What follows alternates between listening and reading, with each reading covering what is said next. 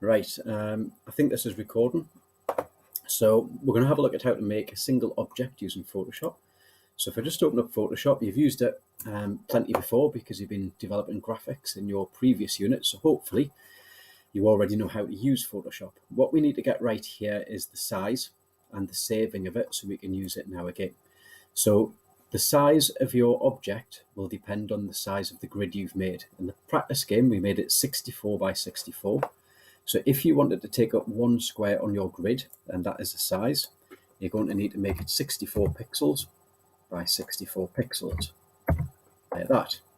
Make sure it's set to RGB color so that you can obviously use different colors on it.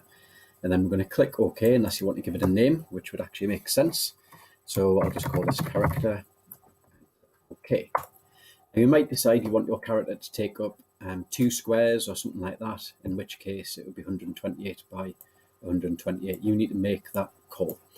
If I wanted it just to be one square on the grid, then this is the right size. Now obviously that's hard to work on because it's quite small on the screen. So you've got your navigator bar over here, so we can zoom in and just make that a bit bigger.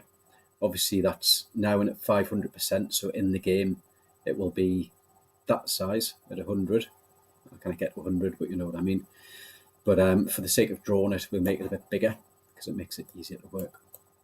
And then all you would do is you would develop your graphic the same way as you used to from using Photoshop. I would suggest that you make a new layer. And let's just say I wanted to, I'll just go for something simple, just to keep it quick for you in this video. So let's just say I wanted a circle for my character. I'll go for green. And then just put that circle in there. That was quite lucky. I made it about the right size.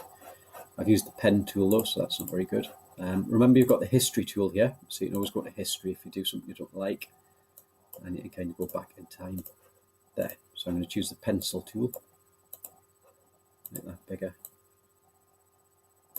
and then I'll just draw in there like that. And then I might have a couple of eyes or something like that. I'm just going to do something dead quick.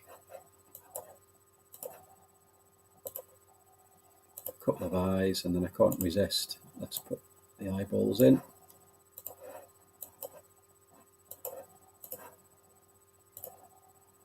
There we go. So I've got my character. They're ready like that. Now the reason I've done it on a new layer, and I could build it up with separate layers if I want, is I want the background to be transparent. So I'm going to delete this background here like that, and you'll see I've got little squares there. That means that that background is now transparent, and it will remain transparent in my game if I save it as a PNG. So far I've made it the right size, 64 by 64.